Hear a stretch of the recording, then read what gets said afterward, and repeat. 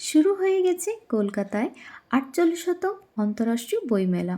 আর আজকের এই ভিডিওতে আমি সঞ্জিতা তোমাদের সাথে শেয়ার করব বইমেলার ব্যাপারে সম্পূর্ণ তথ্য, যেখানে তোমরা জানতে পারবে কোথায় থেকে তোমরা এখানে পৌঁছতে পারবে ইজিলি, এখানে কি কি পাবলিকেশনের স্টল আছে, কি কি ধরনের তোমরা বই পাবে, এখানে এন্ট্রি ফিস আছে কি না, তোমরা কি এখানে খাবে, সম্পূর্ণ তথ্য নিয়ে আজকের এই ভিডিওটা।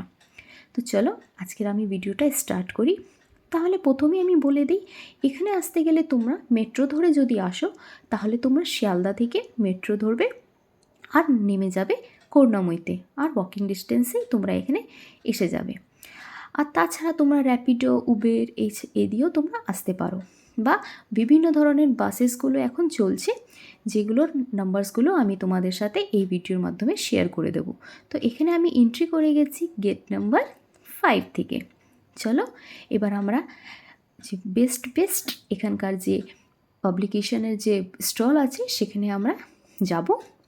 তো প্রথমেই আমি যেখানে চলে যাচ্ছি সেটা হলো এখানকার ডেস পাবলিশিংয়ে। এখানে কিন্তু তোমরা প্রচুর বাংলা যে নভেলস আছে, গল্পর বই আছে, সেটা ভূতের বই বা থ্রিলিং বুকস বা এরকম নানা ধরনের বুকস তোমরা এখানে পেয়ে যাবে। প্রচুর ভিড় কিন্তু আমি দেখেছি এই স্টলে ছিল। আর আমিও এখান থেকে 2টো নভেলস কিনেছি, যেখানে আমি 10% ছাড়ও পেয়েছি।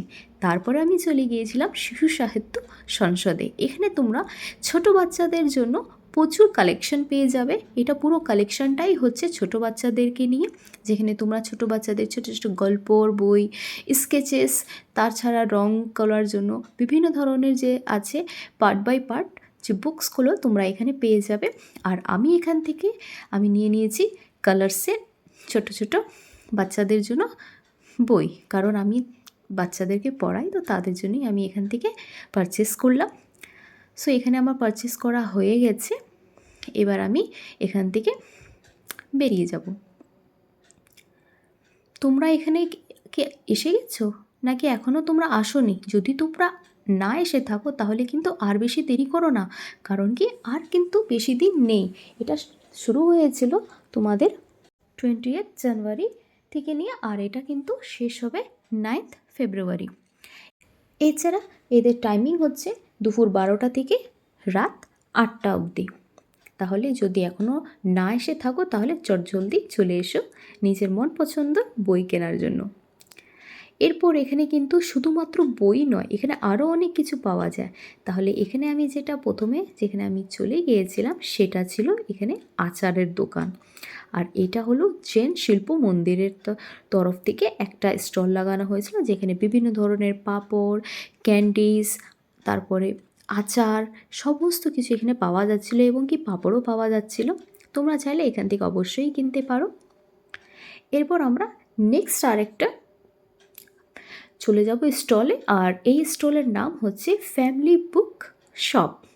এখানে কিন্তু তোমরা নন ফিক্সিং, তাছাড়া তোমরা যে বায়োগ্রাফি, ফটোগ্রাফি রিলেটেড বুকস, এরকম প্রচুর বুকস তোমরা এখানে পেয়ে যাবে। ট্র্যাভেলিংয়ের বুকস তোমরা পেয়ে যাবে। কুকুরি, যে তোমরা যদি রান্নার যদি কোনো বুকস খুঁজছো তাহলে কিন্তু সেটাও তোমরা এখানে পেয়ে যাবে।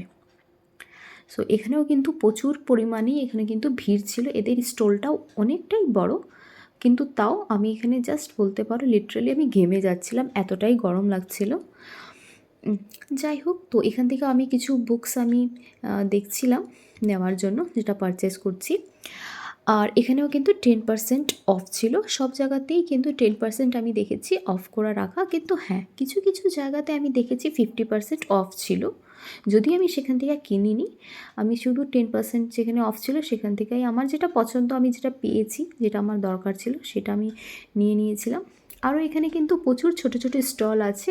আর এটা হচ্ছে রামকৃষ্ণ মিশনের তরফ থেকে আর একটা স্টল, যেখানে তোমরা রামকৃষ্ণ যে ছিলেন ওনার যে ব্যাপারে বা ওনাদের যে ধূপকাঠি বা এরকম জিনিস এখানে পাওয়া যাচ্ছে, এবং কি স্বামী বিবেকানন্দর যে বই আছে সেগুলো তোমরা এখানে পেয়ে যাবে। একদম রিলিজিয়ান যে বুকসগুলো হয় এটা তোমরা এখানে পেয়ে যাবে। তো তোমরা যদি এরকম টাইপসের যদি বুকস পড়তে যদি পছন্দ করো তাহলে অবশ্যই তোমরা এই রামকৃষ্ণ মিশনের স্টলটাতে ভিজিট করো। তারপরে এখানে কিন্তু শুধুমাত্র এই নয় যে এখানে তোমরা বাংলা বই প্রচুর পাবে, এখানে কিন্তু এছাড়া আরও তোমরা ইংলিশে বুকস পেয়ে যাচ্ছ, উর্দুতে বুকস পাচ্ছ, তোমরা সংস্কৃতেও বুকস পেয়ে যাচ্ছ। তো এখানে কোনো রকমের বাউন্ডিং নেই যে শুধুমাত্র তোমরা এখানে বাংলাই পাচ্ছ। তারপরে এখান থেকে আমরা আরও এগিয়ে যাচ্ছিলাম, এখানে কিন্তু নিউজ পেপারেরও কিন্তু স্টল এখানে ছিল।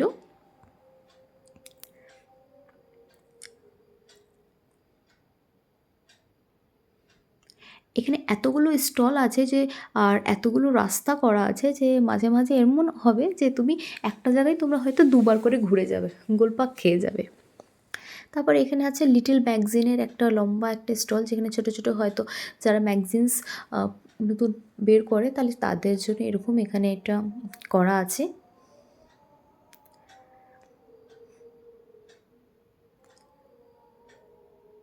তো এখানে দেখতে পাচ্ছ এটা কিন্তু আমি কিন্তু উইকেন্ডে নয় উইকডেজে গিয়েছিলাম, আর দুপুরবেলা গিয়েছিলাম, কিন্তু দেখো এত মানুষ বহু দূর দূর থেকে এখানে এসে সবাই বুক ফেয়ার থেকে বই কিনে নিয়ে যাচ্ছে। অনেকগুলো স্টল ছিল যেটা কি শুধুমাত্র আকারই জিনিস পাওয়া যায়। আর তারপরে আমি এখানে পেয়ে গেছি একটা সাই সংস্কার পরিবারের তরফের একটা বুক স্টল।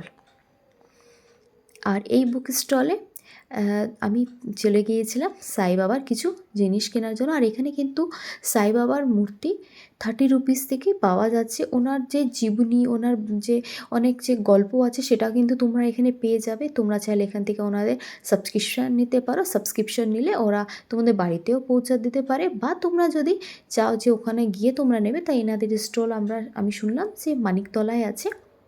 আর আমি এখান থেকে একটা কিনেছি সাই সতওয়ান মঞ্জরি, এই বুকটা কিনেছি 10 টাকা দিয়ে। আরও কিন্তু এখানে অনেক কিছু আছে, ধূপকাঠি, ধুনো, তারপরে ওনার মাথাতে যে টিকা লাগাতে হয় সেই যে টিপ, সেটা এখানে পাওয়া যায়।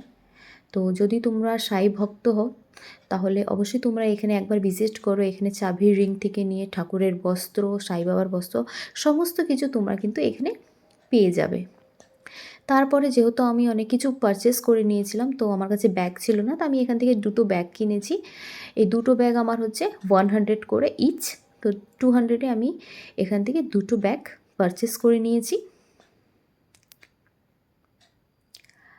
দেখো কত সুন্দর সুন্দর ব্যাগ আছে এখানে, যে এরম নয় যে কি প্রচুর দাম, এখানে রিজনেবলও আছে, একটু কস্টলিও আছে, যেটা কি আমি এখানে কোনোটা হচ্ছে 100, কোনোটা হচ্ছে 250, কোনোটা হচ্ছে 450, এরকম প্রচুর আছে। এছাড়া কিন্তু প্রচুর খাবার স্টলস আছে যেখানে তোমরা পেট ভর্তি করে তোমরা খেতে পারবে। এগুলো আজকে তোমাদের সাথে শেয়ার করব, তোমরা কোথায় কি কি পেয়ে যাবে। ফুচকা থেকে নিয়ে, কোল্ড ড্রিঙ্কস থেকে নিয়ে, চা থেকে নিয়ে, কেক থেকে নিয়ে, কাবাবস থেকে নিয়ে, এভরিথিং তোমরা এই একটা জায়গাতেই তোমরা পেয়ে যাবে। হরিণঘাটার কাবাবস পর্যন্ত এখানে কিন্তু স্টল আছে। তো তোমরা কিন্তু এখানে আসলে হরিণঘাটার কাবাবস অবশ্যই ট্রাই করো। আর এখানে আছে তোমার টোটাল বাসেস, যেগুলো কি তোমাদের সরকারি বাসেসের তোমাকে দিয়ে দিলাম নাম্বারসগুলো, তোমরা এটা স্ক্রিনশট নিয়ে নিও। আর আমার প্রচণ্ড খিদে পেয়ে গিয়েছিলো, তাই আমি এখানে নিয়ে নিয়েছিলাম ফ্রাইড রাইস, আর নিয়ে নিয়েছিলাম মাটন কষা এখানে নিলাম। আর এটার প্লেট ছিল 200 রুপিস। আর যদি এখানে কম্বো প্যাক্স অনেক কিছুই পাওয়া যাচ্ছিলো, যদি চিকেনের যদি নাও তাহলে কিন্তু 160 পড়বে। আর আমি যেহেতু মাটন নিয়েছিলাম তাই 200 পড়েছিল। খাওয়াটা খুব বেশি ভালো না বললেও এভারেজ ছিল। আর তারপরে আমি এখান থেকে নিয়ে নিলাম আইসক্রিম। আর আমি নিয়েছিলাম আইসক্রিমের চকলেট ক্রাঞ্চ, যেটার প্রাইস ছিল 70 রুপিস। নেক্সট ভিডিওতে তোমাদের সাথে আমি কি বুকস কিনেছি সেগুলো কিন্তু তোমাদের সাথে শেয়ার করব। একটা ভিডিও অনেক বেশি বড় হয়ে যায়, যার কারণে আমি এখানে শেয়ার করছি না। আর এখানে আমি এবার নিয়ে নেব চকলেট আইসক্রিম। এতটাই গরম কলকাতায় পড়ে গেছে, এই ফেব্রুয়ারি মাসের স্টার্টিংয়েই এত গরম, তাহলে এবার বুঝতে পারছেন এবার যে কত গরম পড়বে। তো তাই জন্য ভাবলাম একটু গলাটা একটু ঠান্ডা করি। আর এখানে আমি নিয়ে নিয়েছি, দারুণ ছিল খেতে। আর এটা মেট্রোর ছিল আইসক্রিম। এবার আমি এখান থেকে আইসক্রিম খেতে খেতে আমি যখন বেরোচ্ছিলাম তখনই আমি এরকম একটা গানটা শুনতে পেলাম, আর আমি এখানে চলে আসলাম। না না, এটা গান নয়, এরা শুধুমাত্র মিউজিক দিচ্ছিলো, আর এরা এতটাই ভালো, এরা নারায়ণ স্কুলের স্টুডেন্ট হলো, যারা কি এখানে একজন বাঁশি একজন গিটার এরকম বাজাচ্ছিলো। ভীষণ ভালো লাগছিলো, প্রচুর ভিড় হয়ে গিয়েছিলো, এতটাই সুন্দর ছিল। বাট আমি এখানে ভয়েসটা দিতে পারছি না, যেহেতু আমার কপিরাইটের প্রবলেম হবে। যাই হোক, তারপরে আমি এখান থেকে বেরিয়ে গেছি নিজের বাড়ির জন্য। তোমাদের আজকের ভিডিওটা কেমন লাগলো অবশ্যই আমাকে জানিও, আর নেক্সট ভিডিওতে তোমাদের সাথে আবার দেখা হবে। Tata, bye bye.